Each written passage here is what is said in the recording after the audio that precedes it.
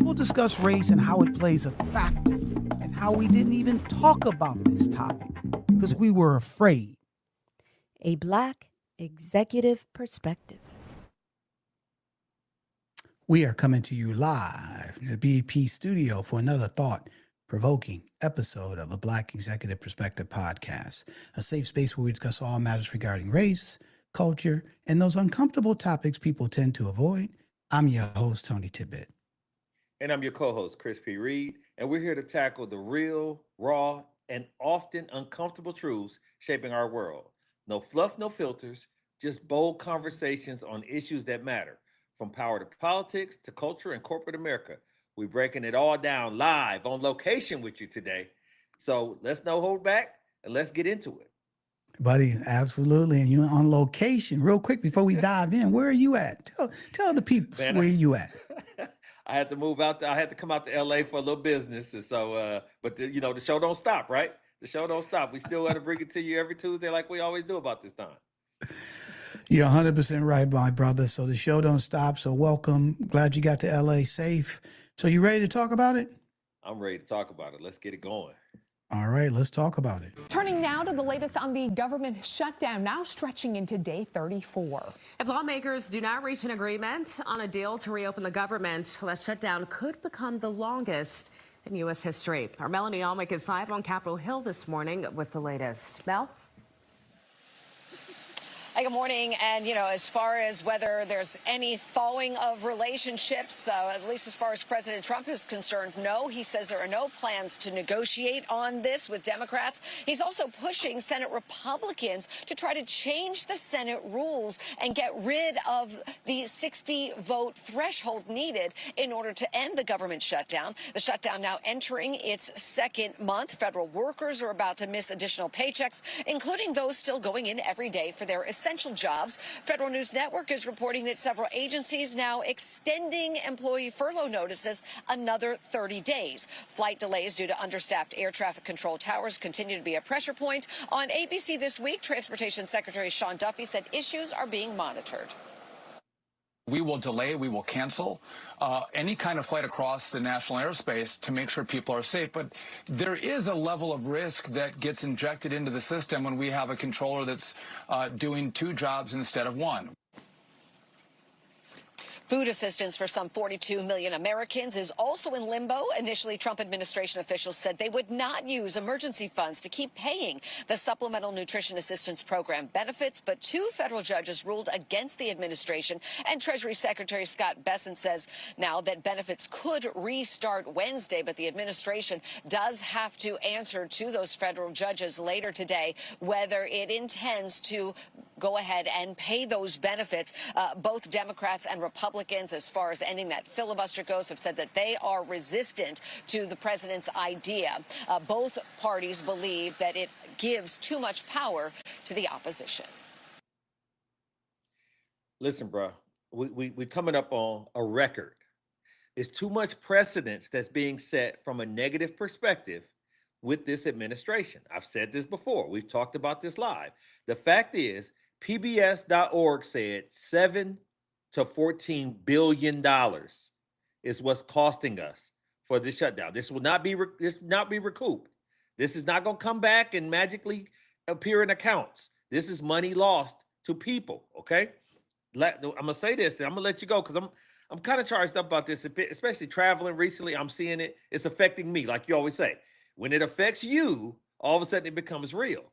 But the reality of it is, I am in a position, and you may be in a position, but I can tell you the average American is not in a position where they can lose a whole month worth of pay, where you could tell them to hold off because I didn't get paid for this whole month.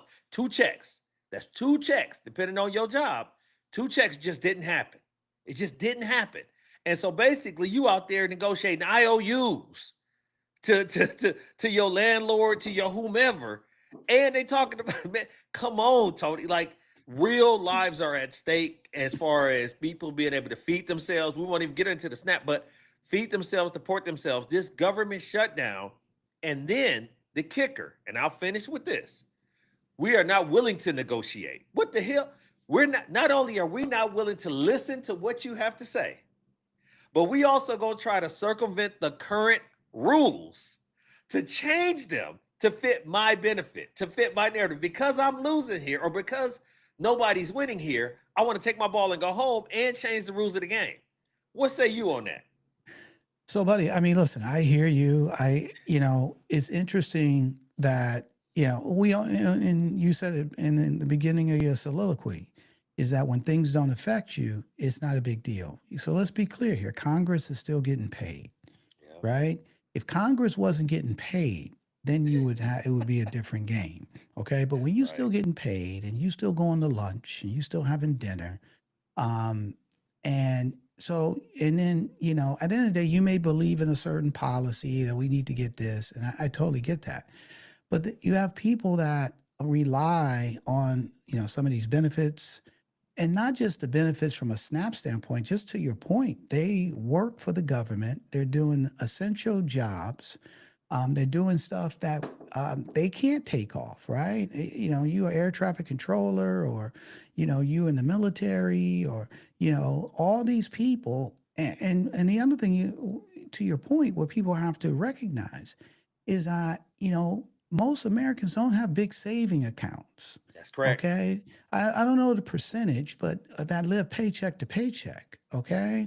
So to your point, and look, life always throws monkey wrenches in, right? Because all of a sudden you're good, then the car breaks down and that's a couple of grand and you wasn't expecting that and stuff of that nature. But now that's happening, as well as you're not getting paid and you still need to go to work, or you got furloughed. Thanksgiving is around the corner. Kids are in school. Coming. Absolutely. I mean, so however, back to your point, if it's not affecting you, what difference is it to you? At the end of the day, you're getting paid. And, look, regardless of what side you believe in or you support, let's be fair, though. We have to be fair, is that the American people are being used as pawns, okay? To be fair, right? Regardless if you believe that the Democrats are right in terms of trying to get health benefits in line because of the increases that's going to come up, or if you believe in the Republicans, like, hey, they passed the bill and the Democrats are the ones that hold it, whatever you believe, right? But at the end of the day, the American people are being used as pawns. So when you hear a politician tell you that they care about you, no, they don't. Okay. And look, I can get it that, maybe your congressman or your senator, they want, but they're caught up in this as well, right? They want it to end, but it doesn't matter, because at the end of the day, our system is broken, and it's a power play, and it's always been about power. It's not about the people. And that's the thing you got to recognize too, right? It's about if it was about the people, buddy, to your point, a negotiation would have happened and this would have been solved one way or the other, right? But when you don't even want to sit down and chat with nobody, when you're staying on your side of the road, the other person staying on their side of the road, that shows you that you really don't care about the people. The people are not first, because they really was first, right? At the end of the day, we would sit down and we would come up with something. And here's the thing. I guarantee, well, I don't want to say I guarantee. Today is election day. There's a lot of local voting going on around the country. I have a huge sense and stuff, especially the stuff I've been reading lately. They're going to come to some type of agreement sometime this week based on what happens in these local elections. Absolutely. But so that just goes to show you that at the end of the day, they don't really care about, they can pontificate and talk all day and sound bites about people starving and this and that. But at the end of the day, it's about power. It's always will be about power. Our political system is broke. And the person that, unfortunately, is at the low end of the stick is the American people. So let me just clarify this for people who haven't been paying attention. We're not talking about illegals. We're not talking about immigrants. We're talking about hardworking, tax-paying, law-abiding American citizens, not being casualties of war, being casualties of ego, right? We have neighbors and friends and parishioners that are casualties of ego at this point in time. And they didn't, regardless of who you voted for, you shouldn't have signed up for this. Now I'm sure it's a lack of empathy, and man, they should have known what they was getting into. But when you start seeing bodies dropping, kids not eating lunches, and all this other stuff, we got to get past the sins of our father, or the sins that occurred, in the beginning of this, and make things that rectify now. What are we? We're constantly suffering on a continual. I don't see an end to the buffoonery, Tony. I need you to tell me, talk me through it. No, I can't, buddy, because here's the thing. Bro? They'll come with some type of agreement, I think, sometime later this week. Okay. Right. However, I see other things happening in the future. Right. And so at the end of the day, this will eventually end. And maybe we don't have another shutdown or something of that nature. However, I definitely see American people getting played one way or the other by some other stuff that comes up. Because to be fair, our system is broken. And again, this is regardless if it's Democrat or Republican, the system is broken, right? And when the system is broken, so think about it. When people are like, well, you talking about system is broken. Well, let's give you an example. Mm-hmm. How can Congress still get paid? Nobody else get paid. Right. Okay. Right. That tell you right there. All right. That would be like you being at work and your company is going on strike against management. Okay. And the management getting paid, you ain't. The people that are supposed to represent you, they're getting paid, but you don't. Right? Are they going to have a sense of urgency the way you would have a sense of urgency? Now they'll tell you they have a sense of, but they still getting paid. They're still going out to drinking at night. They're still having dinner. They're taking their family dancing. They, and you're on the picket line talking about, we want more. We want more. So think about it. That's right there from the get-go. Who set that up? Right. Who set that system up where the Congress still get paid no matter what?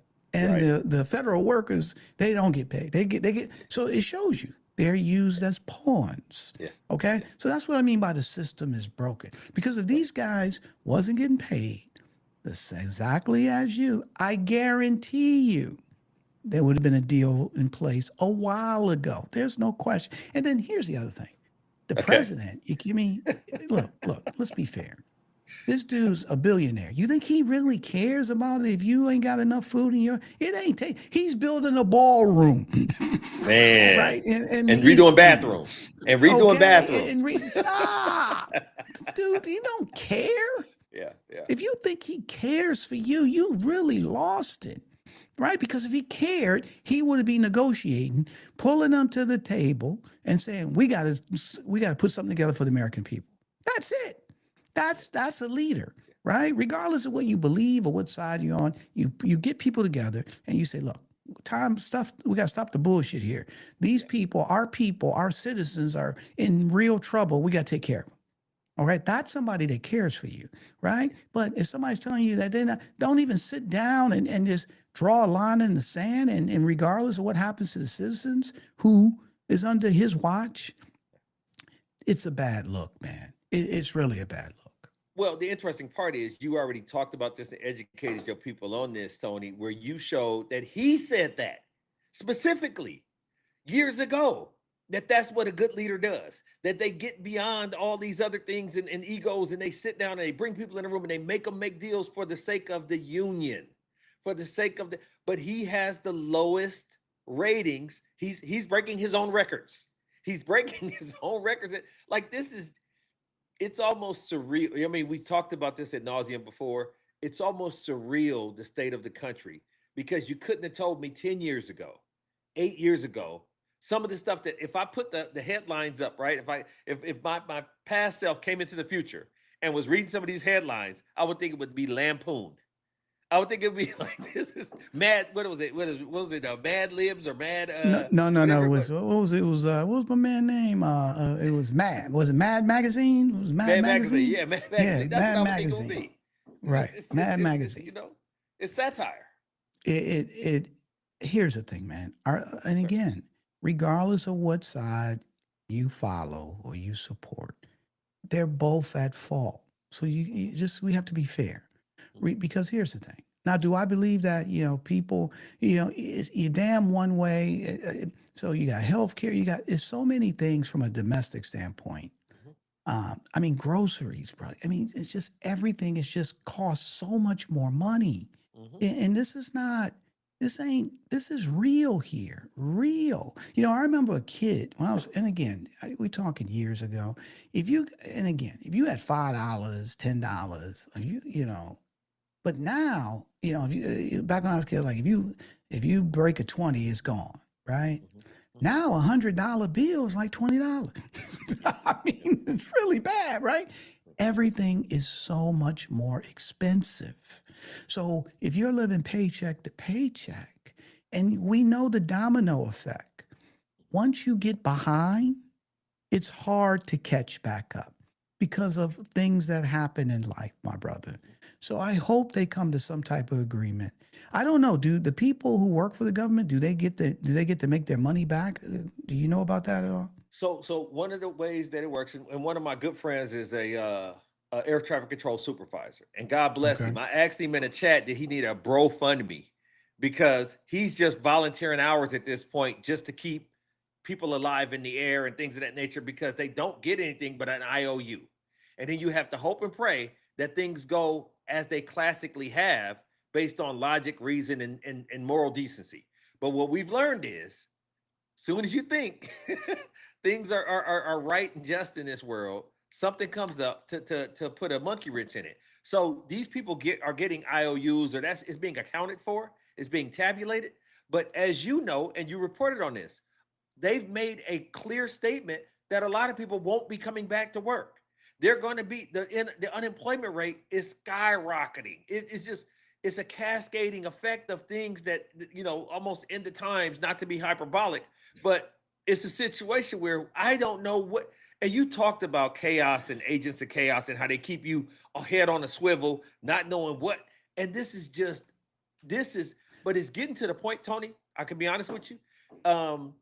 I've heard things and I've seen things on social media, on YouTube channels. I've seen pundits and different people speak. And one of the things that people are saying from one side is, well, they should just give up. They should just why are they standing so staunch in this belief or this thing, or why are they because if you don't stand for something, you'll fall for anything. No, and buddy, I agree with that. I hear that, right? So if you give in, but my point is though, is that so I understand that. However, the thing is that, it takes two to tango. Yep. Okay. And so if both people draw a line in the sand, then my mother, like I told you a long time ago, my mother told me this years ago, 2 wrongs don't make a right. Correct. Right. And so our politicians are supposed to be about the American people. And so there's always negotiation. And here's the thing, they're going to come up with a deal, to be fair. And what deal they come up with is something they could have did 2-3 weeks ago. That's my point. That is my point. So it's not nothing that they had to go, get a couple of rocket scientists to figure it out, right? They're going to come up with something that they could have came up with 2-3 weeks ago. But at the end of the day, it's just hurting the American people. Go ahead, buddy. No, because you said this previously, you have to have good faith negotiations. And what happens is this administration, and you, like I said, I'm just going to keep tapping on what you said, they're pressure testing shit. They're just throwing. Yeah. No, that's buddy, crazy. Because they don't care, buddy. That's my point. They're using people as pawns. Yeah. Right? At the end of the day, see, here's the thing, man. Okay, let's put it this way. Let's between me and you, right? The bottom line is that, let's say me and you, we're supposed to have it. We're in the government, right? And then we're supposed to, I come up with a deal.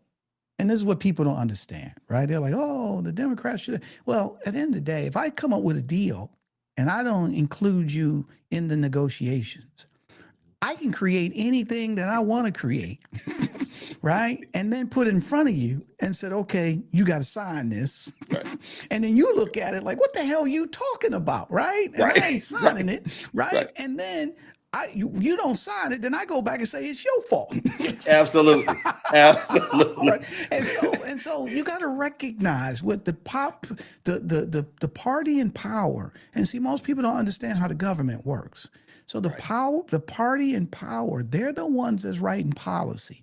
They're the ones that's chairman of the different committees and stuff to that nature. So they don't need to have the go across the aisle. They create everything on their own, okay? And then they bring it out and say, this is what it is. All right. And then typically, if they got enough votes, they don't need the other party to go along with it. Right. They just, this is what it is. Right. But at the end of the day, if they throw something, put something together and the other party's like, oh, hell no, we're not going for that. Right. And they don't get somebody to come over, then it ain't going to happen. So you can't point fingers. That's like me saying, hey, man, me and you going to come up with a deal. Right. And you thinking that's going to be 50-50 or look, you started something. I started something and I'm like, look, man, I'm going to take care of you, this and that. We start working together. Right. And then suddenly I put the paperwork in front of you. I go put the deal together in dark. You ain't privy to nothing. All right. We ain't and then all of a sudden I come to you and say it's 90-10. All right. And then you're like, oh, hell no, I'm not signing that. Right. And then so our producers or the record company or whoever's going to fund us, they were like, I thought you had a deal. I'm like, it's Chris' fault. Because I put something down on paper. He didn't sign it. So he the one that shut it down. Right. Where at the end of the day, what I put down, you ain't going for. Right. So just because that's what people don't get. The simplicity of how it works. Okay, so you can't sit back and say, oh, they shut it down. Wait a minute. At the end of the day, they're not just going to rubber stamp anything that somebody puts in front of them that they don't think is fair, right? And you need my votes too to do it? You kidding me here, right? So I'm not knocking that. All I'm saying is that they should have got together. And worked it out. And it's going to be worked out, bro. And here's the thing. It's no different than a married couple. At the end, these things happen, but at the end of the day, it takes two to tango. And if nobody's willing to negotiate, you're not going to be able to get a deal. I'm going to say this before we move on, Tony. You eloquently stated that they using Cash Money Brothers political tactics where they said, what we gonna do? We gonna bum rush the whole thing. Right? Either they're great customers or they'll be lived-in hostages, right? And that's what we are. And that's just a fact. Lived-in hostages. And people in the United States are lived-in hostages, right? So here, Sal says something here. What do you say, Sal? Thanks for joining, providing some comments. So Sal says, SNAP benefits and ACA subsidies on healthcare is a major issue. The Democrats are making affecting millions of Americans, which is wrong, not a right. Which is to wrong a right. I totally agree. So I get it, Sal. I'm not saying that's wrong. That's something that they believe to stand on, right? Mm-hmm. What I'm saying is that both parties should come together and they can work that out. And here's the thing. I'm telling you, they're going to end up working it out. And whatever they work out, it could have been done 3 weeks ago, just to be fair. Right. So do you think this new cycle is a motivator when they start seeing the tea leaves as far as who's winning and losing? Well, see, that's the key here, right? And let's go into that, right? Because that has a lot to do with what's going to happen in terms of who's going to finally say, okay, let's make a deal. Let's turn to our man at the big board here, NBC News chief data analyst Steve Kornacki.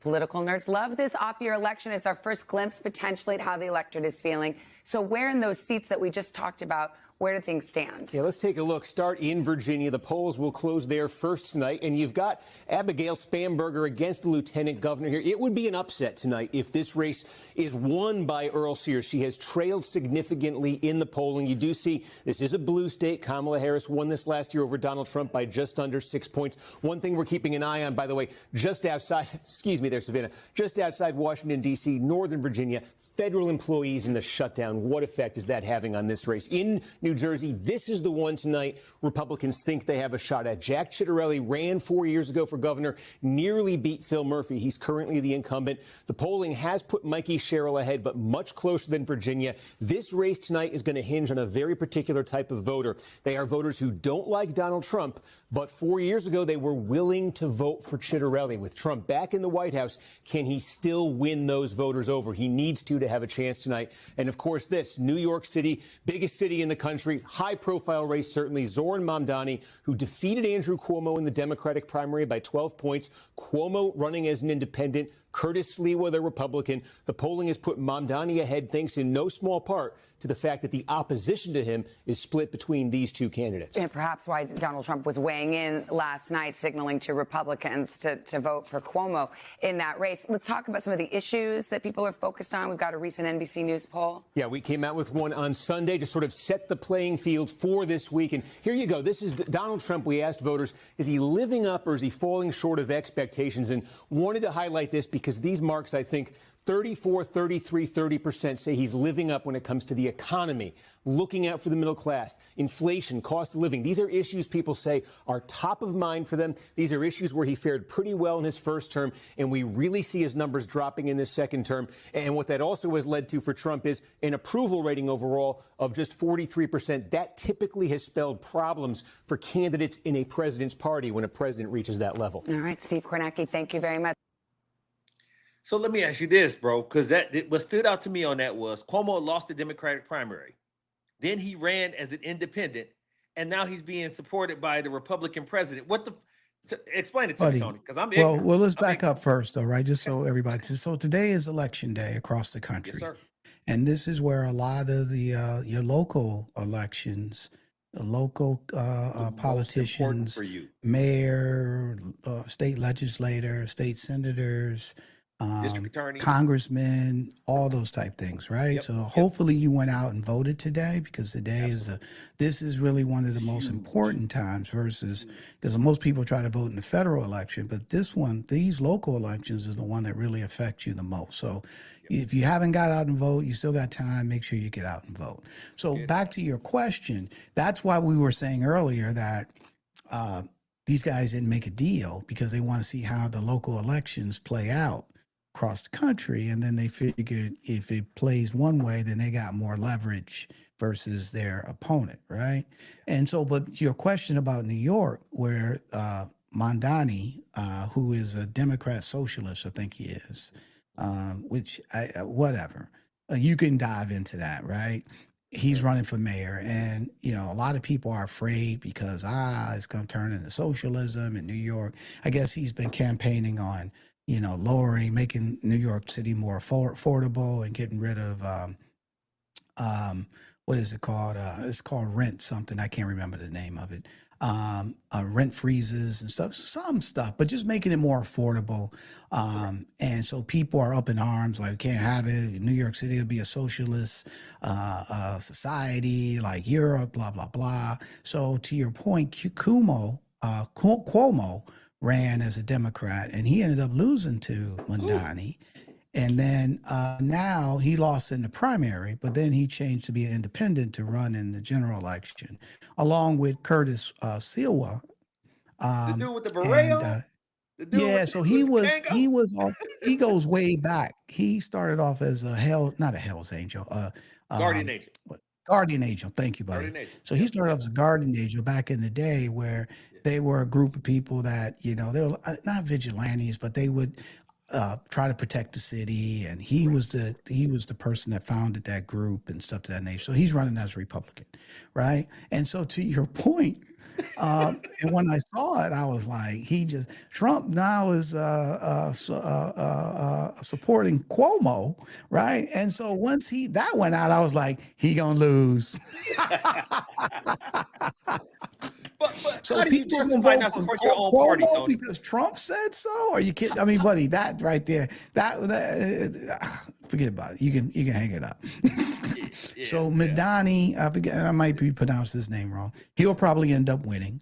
Yeah. And then there's a bunch of other races in New Jersey for governor and Virginia for governor, and races all over the country, right? Absolutely. So this will give a litmus test in terms of as you saw in the clip or heard in the clip, you know, 2/3 of Americans in all those in those three different categories, there's probably more, are soured on the president, right? Yeah. Remember, he came in, I'm going to take care of the economy, and I'm going to make prices go down, and I'm going to do this. And he ain't done none of that, right? Everything's gone up. So 2/3 of people are against him when it comes to the economy, when it comes to inflation, all the things that he promised. So, and his approval rating is only 40-something%. So that, and again, I don't want to say it's a kiss of death, but typically people now will go start voting and going out. And so we'll get a sense, in other words, of what this looks like. But this is just the preamble to the midterm elections. So we'll see how it plays itself out. Let me ask you this, because I think that some of the hearts and minds of good law-abiding folks like you and I think that if there's a swing in some of these areas of opportunity and the Democrats can take some foothold from a governmental perspective, there'll be a day of retribution or reckoning. But I am here to contend that Democrats have shown themselves to be more empathetic and more, soft touch, and not as vindictive and petty as this administration's, the new GOP. Is that, am I wrong in that, Tony, or am I thinking, So, buddy, I mean, look, all whipped dogs are more empathetic after they get whipped. See what I'm saying? I don't know a whipped dog to go back and start saying, "Oh, still stomp your ass." I ain't never seen that, right? I've seen people come back with the tail between their legs. They're like, "I'm saying, and what do you need?" But they say ain't no fun when the rabbit got the gun.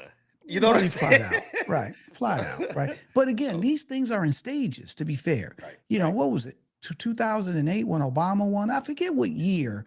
Was it the year Obama, when the Republican brand was horrible, right? And so these things happen in stages. Gotcha. So to say that they're more empathetic, I think, I think, look, buddy, at the end of the day, it's all where the tea leaves roll, okay? Right. To be honest, right? They're looking for things that they can grasp on, you know what I'm saying? So the economy ain't right. People starving. You got the government shutdown. You got this and that.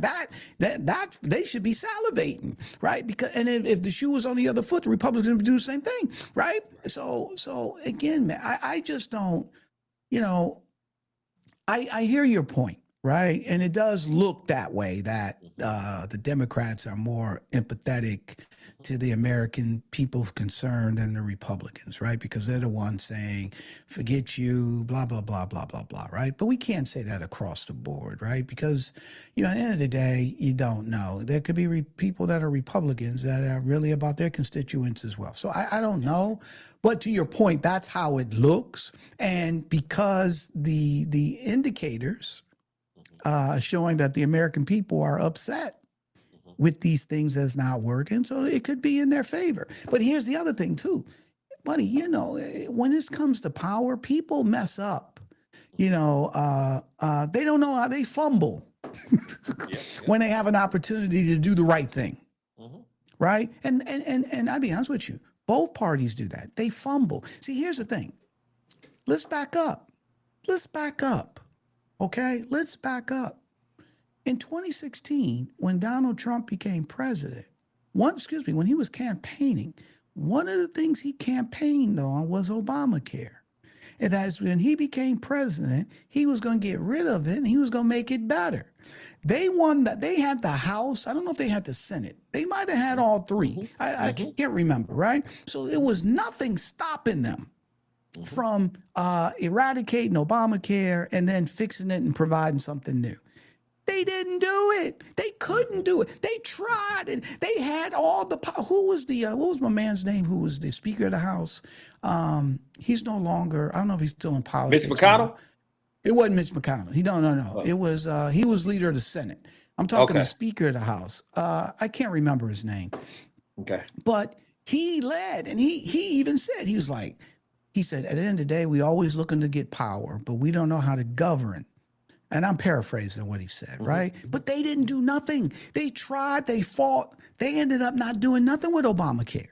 Okay, so they had a chance to, according to them, it's horrible. We're gonna fix this. We're gonna get rid of it. Day one, they didn't do shit. Yeah, Didn't do change the name. nothing. They changed the name. They changed the name from Obamacare to. Did they? Is that what it was? Yeah, they stopped. Okay. They started calling the Affordable Care or something. They wouldn't let people call it Obamacare anymore. You know what I But mean? what my point is, they were campaigning that they was going to tear it down. They were going to come up with something, and then I remember, and I'm going to look this up. So next time we come on, because I remember Trump was saying we're working on it right now. We have this beautiful plan. We got this beautiful thing, and they were like, and he kept saying it. We're working on it right now. And they were like, can you give us some particulars in terms of we're working on it right now? And they ain't do nothing.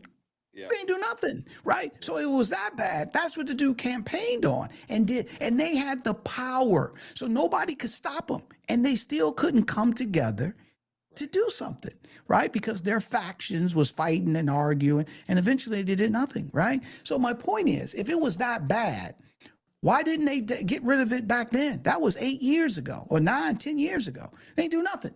Right now it's still here. And people are actually, it's a way of where people now, I mean, Sal just said this. What did Sal say here? He said, I'm going to put up on the screen. Subsidies and healthcare affects me with subsidy today. It's a fine $119 monthly premium. No subsidies in 2026. My premium skyrockets to $1,200, almost $1,300. Damn. So think about that. Think of that. So dude paying, he not working. He's retired, I believe. Right? He's paying $119. So without Obamacare, see, this is what people don't recognize. And Sal, thanks for sharing that. This people don't recognize. He's paying $119 because of the government subsidies. Without the government subsidies, he would have to pay almost $1,300 a month. And he a single dude.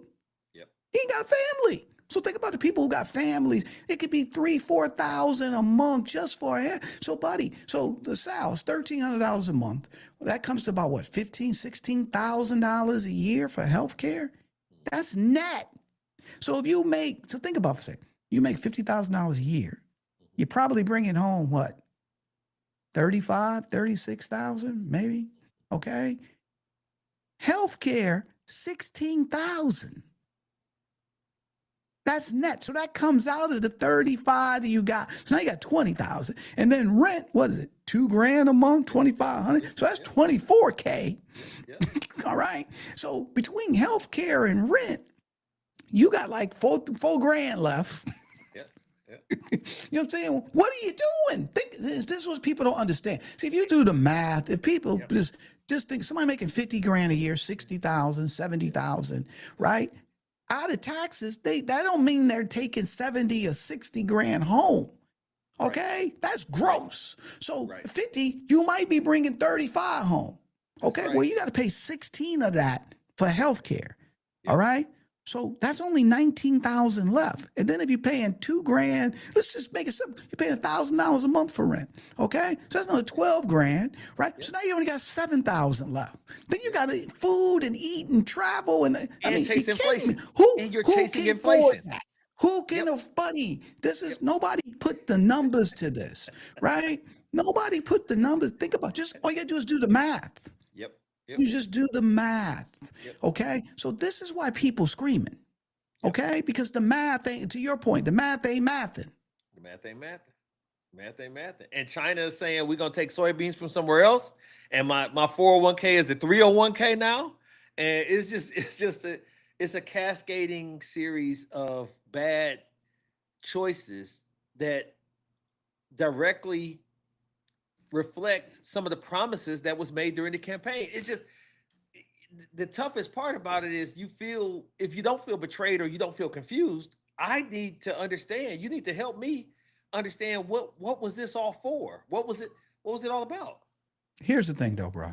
So here, and again, I'm just giving you my opinion. Okay. The thing is this, when sometimes these guys are out of touch. Okay. Because they ain't shopping. They're not making 50 grand a year. All right. They don't have to. So when things don't affect you, you're just out of touch. So if you're making a couple hundred, you got to think about it. You're a congressman, you're making a couple $100 grand a year. Okay, I'm not, and that ain't rich to be Over fair. the table, but that's over the All right. table, Tony. That's And you that's get over there. briefcases too. Exactly. You got the other things that you're doing, this and that, and then they may be per diem, and then you get Right. lunch, and so you know what I'm saying. So at the end of the day, you know, and again, a couple on the grand ain't a lot of money either. Just be fair, right? But my point is, if you put, and this is where to your point, your question about the empathy, this is where the empathy is lost. Because if you start thinking and start saying, wow, somebody making 40 grand a year, or who's a waitress or a waiter, or this and that. And then, Sal, thank you for putting those numbers up, because that really makes it real, right? Their job ain't giving them health care. Right. So they have to go to the government and get it. And without the subsidies, they can't afford it. Okay. And then here's the other thing that people don't recognize. If you don't have health care, right, where do you end up going to the hospital? Or to the emergency room. Emergency room, right? And then so now the emergency, so they, you know, what's that? The autocratic oath? What is it called? The Hippocratic oath? Hippocratic oath. Hippocratic oath, right? Yep. So they have to service you, right? They do. Stabilize you, this and that. Yep. All right. So, but they're not getting paid. But that money is getting paid by somebody, and it gets paid by the American people because the premiums go up to pay for the people who don't have health care. Absolutely. Okay? So one way or the other, it's still coming back to us. Yep. So this is why you want everybody to have health care. Because you go to the emergency room, that right there, was it $1,000 just to sit there? Buddy, it's just the American people are getting squeezed. I'll use the word squoze in every area. And they can't, and companies are, and this is the other thing, just don't believe me. Just look up the last couple of weeks, read a paper. Right? Companies are laying people off left and right. Like hotcakes. Left and right. Left and right. And here's the thing. When they lay them off, what happens to the company? Chris? Oh, the company, they just decrease their expenses. So, but what happens from a stock standpoint? The stock increases because you have your debt. They make money. Absolutely. They make money. Absolutely. Okay, all you got to do is look at when you see Amazon laid off this 30,000, whatever the number was, or this and that. You see next day stock go way up. Yep. Right? But now you got 30,000, 40,000, or whatever the number is. People now they got to go out and look for a job. So let me go one step deeper for what you were saying. I lay off 30,000 people. I was insuring those 30,000 people. That's off my books, right? So now I have more cash on hand. My stock is going to increase. But the people that are left there, when the next cycle comes around for insurance elections, have less numbers to leverage. So their premiums that they're paying through their company increase. Buddy, it makes no sense, man. I mean, something needs to be done. And so I understand why the Democrats have taken this. And look, if you want to say, they're using this as a way to try to get power. Okay, maybe. But this is real, though. This is real. Two things can be These true. are real situations, right? Like you said, two things can be true at the same time, right? These are real situations, right? And so something needs to be done. And like Sal, again, buddy, thank you for sharing your numbers, because when you just add the numbers up, and this is where I don't understand how people, when you're talking to people, instead of saying, oh, they can't afford it and this and that, buddy, this shit ain't right. Just get a whiteboard and say, hey, somebody making $30,000 a year at a 30% tax, they're not only taking home 21, all right? Just do the math. Show people the math, a visual standpoint of the math. Right. To your point, the math don't math. The math ain't mapping. So, buddy, people can't afford it. And so and that's why if you really care, you're the president and you're supposed to care about, and these people you voted for you, who you said you're going to take care of this, and you're going to make sure we're going to have the greatest economy on the planet, and we're going to bring jobs back and this and that and all, and then, buddy, and then your people starving, can't afford health care, and you sitting back building a ballroom in the East Wing. And then saying, I ain't going to do nothing. And we got to bring the nuclear option back. So the beauty of everything you've said, Tony, will be encapsulated in this point. We only 10 months in, bro. We only 10 months in. That's insane. We're only 10 Seemed like months a couple years. Don't it? Seemed like a couple years. Right? So before we close, let me just, Sal just throwing up stats now. I love it. He got many stats. So Social Security is next in 2023. The trust fund is projected to be depleted. Congress doesn't act and keep putting it off for the greatest country, U.S. will be in some serious trouble. Yeah, buddy. Yeah. All these things you kick down the road, they come back up. And we'll be in serious trouble with people. Exactly. Right? Social Security, who's going to get that? Okay. And so, look, we can be here all day long, but the bottom line is our leaders need to do the right thing for the American people. Okay. And recognize is that at the end of the day, they're the ones that they're supposed to be taking care of them, looking out for them, and have their best interests at heart. But we have to really, and then this is the other thing, bro. We got to, and then you can say vote people out or this and that. But once they get into the machine, what's that old saying? They come in wide-eyed. I'm gonna make a difference. And then once they come and get into the system, they get slapped up. And next thing you know, they're part of the system. And they ain't making no difference, right? They're going back to their constituents with their hats in their hand, like, we can't vote for it because blah, blah. They're singing the party line, right? So the system is the system. It's really messed up, man. So, but guys, I think they're going to come to an agreement by the end of the week. We'll see. You're more optimistic than I. I think that jaded perspective happens a lot quicker than it used to, as far as people coming in and realizing that it's not the America that we grew up on. But I will say this, and this is not just for Black and brown folks. This is becoming a rally cry for most citizens in this country. There's a thing called unrequited love, where you love someone who doesn't seem to have the same feeling or affection for you, and it hurts because you can't help how you feel. And we are entering a phase in this country where you got patriots and you got, people who love this country, but they're starting to see that this country is not loving them back. That love for the country is unrequited. And that is a sad thing for some of our elder citizens, our boomers, our people that from the greatest generation. They're seeing the diminishment of something that they put their whole everything into. And that's what bothers me more than anything else. Buddy, I love your last word, man. You're 100% right. So, well, we at the point where this is always great for us, and we love this every Tuesday live with you guys. But we also want to get to the point where we let you know to check out Need to Know with Nsinga, where each week, Dr. Nsinga Burton gives you so much game.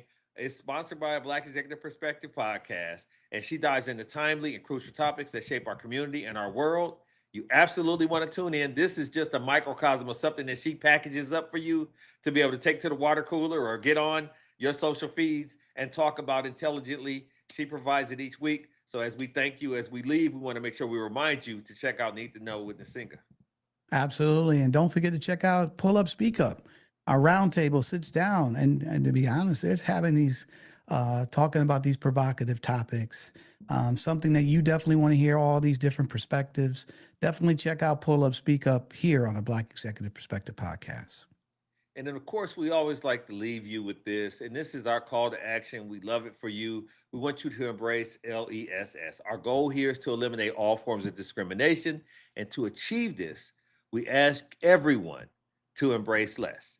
And the L stands for learn.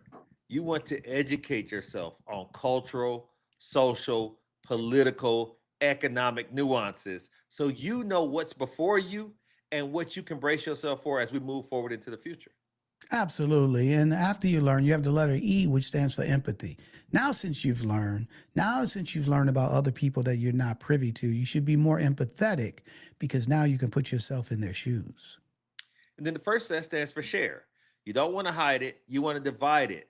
Explore your insights and enlighten others to the things that you've learned to help you grow. Absolutely. And the final S stands for stop. We want everyone to stop discrimination as it walks in your path.